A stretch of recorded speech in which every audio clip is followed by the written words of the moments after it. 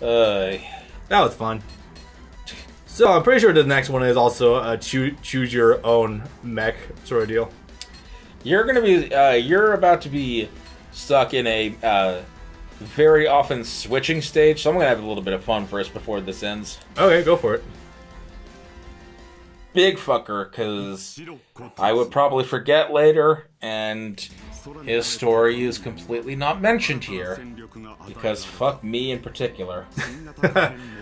Double Gundam 3. I'm pretty sure he does at least have story elements there. Yes, kind of. Oh wow, he dies late in this game.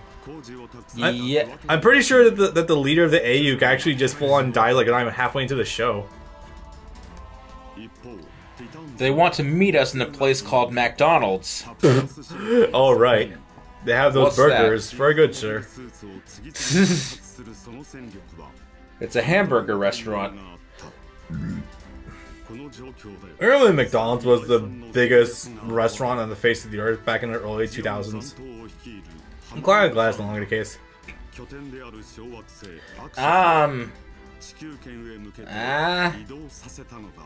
I'd like to say Super Size Me did something to them, but we know it didn't. No, I think it's just more genuine competition coming up with other contenders. That just took away from them a little bit. Also, I think a genuine reputation of just having shit food in general. Yeah. Yeah. So, things are about to get complicated. So this is Haman. I literally don't know where to begin. Let's back up a little bit first. So, after Zeon suffered a crippling defeat at the hands of, oh boy, equal rights, at the hands of the Earth Federation, they didn't exactly disband. Instead, the remnants stayed and sort of formed their own coalition called Neo Zeon. You know, creative, haha. Essentially, they're like a more decent version of the Zeon without the zombie family. Except their first goal is to re-establish the zombie family. I'll give him a little bit of slack on that one, because Beneba, despite the fact she is literally like just a kid at this point in time. She's like 4. Yeah, and she's literally just like a puppet at the hands of Haman. I genuinely think Haman is not as big of a douchebag. Oh god, we skipped this. As much of a douchebag as like Yuren or anything like that. Hell, I'm as bad as Kamille, honestly. Kamille is pretty bad to Char, honestly. She still does a drop though. Yeah. She tries twice. Succeeds once, but she tries twice. And I'm not going to consider her backstory as an excuse. Yeah, I know. So this is bad. This is awful. Right. Remember how I mentioned unrepentantly awful. Remember how I mentioned earlier that Tomino was pretty bad with writing women? This is kind of the examples A through Z.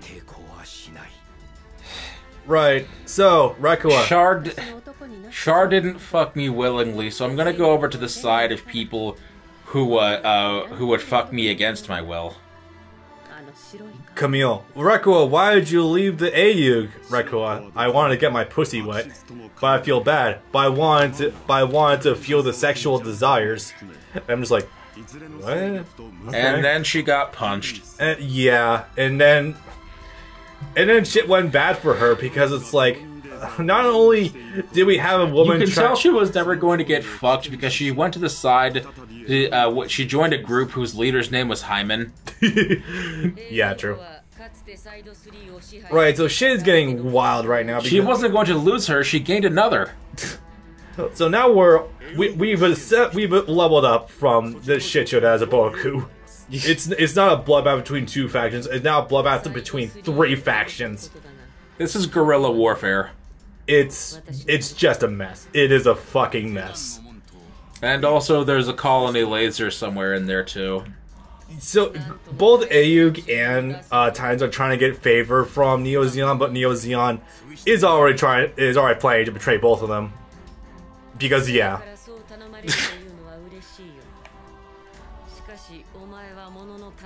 The complete deadpan still kills me though. Yeah, it's the best fuck.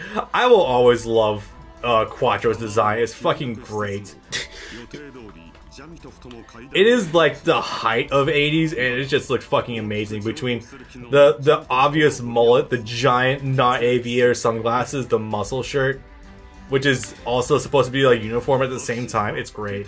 There's this one little fan comic panel that I read once where it's Haman talking to Char, and she says, I had an intercom system installed all over the ship, so that way we can talk in different rooms.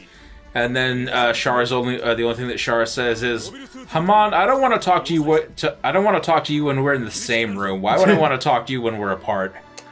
I love it. God. Okay, it's starting. So we're getting to the hot mess now. Oh boy. I think this is the start of it when Neo Zeon is feigning favorance towards Ayug. Of course, they're going to betray him ultimately because they want their satellite laser, because everyone wants that. They did have that three-way meeting, though. They did. Forgot you chose this. I know, right? My god, it's nice to actually see this thing maneuver versus Gundam 3. You know, that's a dumpster fire. Yeah. Also, be careful. You can lose this level. Yes. I think it happened to us back in the practice streams, too. You powered through being shot by a laser once. I had full iframes because of my super. It was great. Oh yeah, this man name's Rocco. Oh, yeah. Right, what do I know about him? He is essentially He has 2,000 attack and gets summoned automatically when your opponent has a monster on the field. And he also powers up Blackwing monsters. Oh, that one. I was like, oh, okay. You know, I didn't think Scirocco was summon itself. Oh, it can normal summon itself without tribute. It normal summons with it's Cyber Dragons. Yeah. Essentially, but easier. Anyway. So Scirocco is known as the man and who came Sarah. back. We'll get to Sarah. She had so much potential. Yeah. I think I can't tell if she's a Cyber Newtype or not. Yeah, she is. Okay. Because the wiki said she's not, but I know I heard at least once on the show she is. So I have no fucking clue. Damn it. So Scirocco is known as the man who came back from Jupiter, which means absolutely nothing because he's essentially just a member of the Earth Federation's Jupiter mining facility. Which it means less than nothing because that's where Judo ends up at the end of Double Zeta. Yeah, it means absolutely on a mining expedition to Jupiter. Yeah, it means absolutely jackpoint shit. That just means the man's gone a distance because distance from Mars to Jupiter is bigger than this from Earth to Mars. So that's something, but not a lot. Yeah, really not a lot. But Scirocco is credited as being a man who is intelligent and charisma to a natural degree or something. Which is like, okay, but so is Char. You don't really have a high bar, do you? Credited as being a super powerful new type, which, I mean, cool, you can use a... At this point, all we really know about new types still is that they can control the Force, and they... Oh hey, Jared's in the Biolant and not the Bound Dock. Huh, nice. Scirocco embraced his new type powers instead of ignoring them, unlike Char. Yeah, and plan is only literally revealed at like the last episode before the series ends that he wants to rise to the ranks to rule humanity. And I'm just like, is that when he kills Bask, or is that when they're in the theater? Because I hate that scene with the theater. No, that's... I mean, it's brought back up then, but I think he was just talking about it directly to Kamille. I think that's the first time they could talk about. Weirdly, I know. There's a lot happening in the very brief span of time. Yeah, it's very clear that like there was the pace. Either the pacing was way off when they got to the end, or like it was supposed to go farther. I don't know. It's really as a result. Zeta, Double Zeta, and Char all got fucked up simultaneously by the approval of the Char's counterattack movie. Yeah, like simultaneously, like This is why I say that Zeta is really frustrating because it's really good, but it's also really fucking annoying. Because it's like, ah, man, I want you to be better, but you're not. You're just sucking so hard with the storytelling at points. Jesus Christ. That's my level 1, by the way. Yeah. I mean, you already have a lot of mechs have even level 1, but yours is pretty fucking too big to be fair. So honest. Whose is that? Fuck. Oh, that's the Titans, I think. Yes. Yeah. Get. Yeah, the end does turn into a giant three-way dance between all three factions, and to be fair, it's handled pretty well. Like, there's actual like discourse happening between like fighters for all three of the factions that are going on. It's kind of cool. I say that as the only real major player for Neo Zeon is just Haman, and that's it. Boy, I can't wait to get the double Z's to see how fucking weird that gets. There's a lot more of members of Neo Zeon, so there's a lot more things going on. Yeah. And sort of factions, so that's fun. Seeing Neo Zeon at war with itself is funny. I heard... Boy, Glemmy Toto fucks things up. I did read something about an insurrection from Glemmy Toto. So that'd be fun. Oh, by the way, fun thing about trying to fight these things, the carriers, you can just attack them from beneath, and there's a hitbox down there. No kidding about that. Well, if you say so. Yeah, if you lock on and you just go to the lowest point below the ship where you, where the camera is, you can actually just straight up attack from below. You did do damage, believe it or not. I didn't say it was a lot, but it is something. Yeah, I just try to rise up to meet these ships. It's just, yeah. And the suck part is there's not even like different mechs that are like specialized for aerial combat either. Like I feel like that would have been a waste. I feel like that would have been a great idea. Oh yeah, you can also get stunned like Street Fighter. I fucking hate that. You want to go help her? You want to go help her? You want to go help her? Because we did get a game over here. We did also get a game over when we lost the Radish. Damn, everyone's up here. Oh yeah, that's right. Let's see. Next time you get to a clash like that, pause the game so I can raise the volume because I think they speak during it. I think there's a sound effect used for that is taken straight from fucking Guilty Gear. That might sound weird, but I'm pretty sure it uses a menu confirmation sound effect. Wouldn't be that crazy. They steal sound effects directly from Star Wars. Yeah. Boy, do they. It's very... I never talk about that. They changed sound effects like all over the place, going from 79 to Zeta. That was so weird. It had been 6 years. Even still, they would go back to using the old sound effects, I'm pretty sure. Okay. Alright, keep playing. Okay, it's a little bit different, but it definitely sounded a little bit like it. You also want to keep your ships safe down there too. I know it's tempting to go right to fuck them up, but you really want to keep all your allies alive for this one. Trust me, it's very annoying. I know.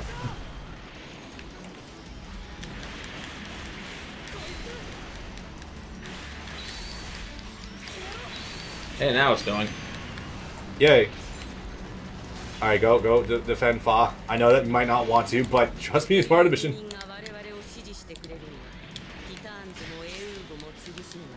You're doing fine. I don't trust it. Neither do I. I know, sometimes we do have to pay attention to this game, guys. I know, it's kind of rare. Oh yeah, the fucking, the light bulb batteries inside of the Grips cannon. That is so weird, but it's a neat detail. I like it a lot. If they destroy too many light bulbs, then the cannon can't fire, and we can't destroy Axis. A couple of them burst, and it still took like another minute or two to charge. Okay. Occasionally, these missions require you to actually act on them. Over here, or...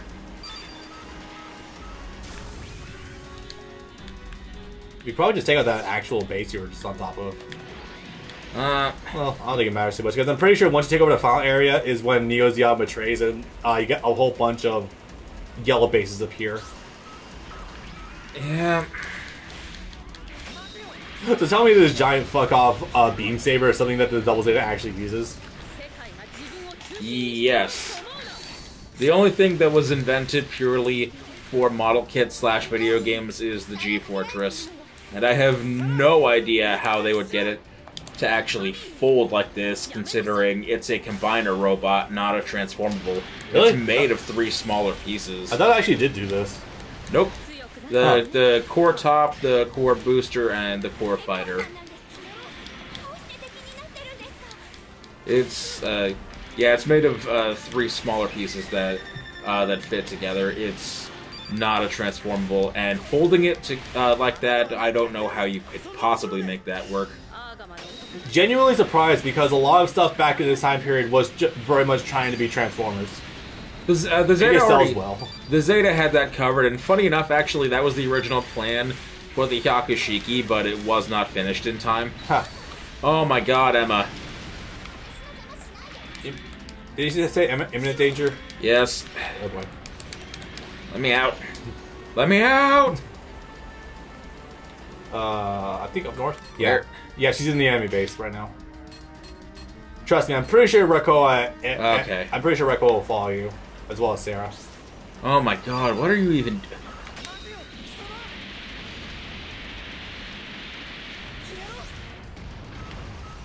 I mean, the base is almost taken. That's good. Trust me. Oh, that's cute. They gave all the grunts Barzans, which is what Yazan's men use. Huh. Nice.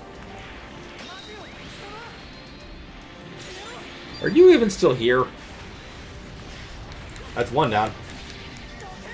Hey, at least with this game, we don't have to show the dumb bullshit regarding Katsu and him dying and Sarah dying.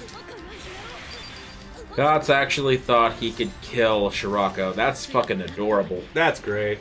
Good. You know, the funny thing is, in the anime, he's killed by just straight up by just smushing into a wall, and it was trying to fight against Yazan. Yeah, it's Kid spirit, even if he's a 13-year-old way over his head. What did it worse, the anime or the movie? Where in the movie she's deliberately strapped to a wall, unable to move, and he loosens the restraint anyways. That last escape from Sarah, she just escapes by herself. So honestly, I think that one.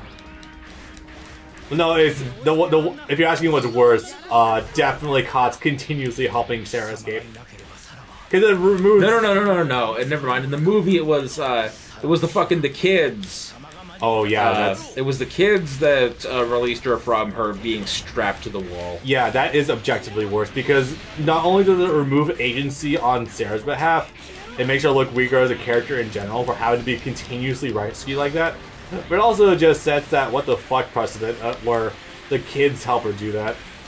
Remind me, was there an episode where the kids steal one of the Gundams in Zeta, or is that something in Double Zeta? It was in Zeta. The kids got in. The kids got into, I think, the Mark. No, it wasn't the Mark II.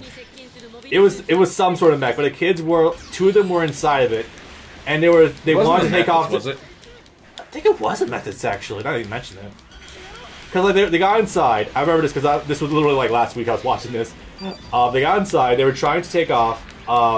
Wright was telling Fa to go get them out and give him the spanking of a lifetime, which yay, child abuse, but also because they nearly got themselves killed and also destroyed one of their mobile suits in the process. Yeah, almost pulled a Sailor there.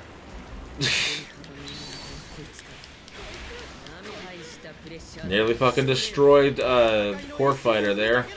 That would have been fucked. Oh, you're talking about Sailor? Yeah. Oh, worse than that. She full on just took the Gundam once. Yeah. And nearly got killed, and she got the one of the legs blown off. Kamille is such a weird shape. It's at this point of the show, especially for UC, where some of the mechs get really, really weird designs. Especially the face on the Kamille. Oh, they kept this. It's so bizarre, like I said before, actually going through this again and knowing what everything is. Oh wait, are they gonna do the whole force projection part? Stay out of my head. Yeah, they're doing it. Kamille just wants to be with his mom. My understanding!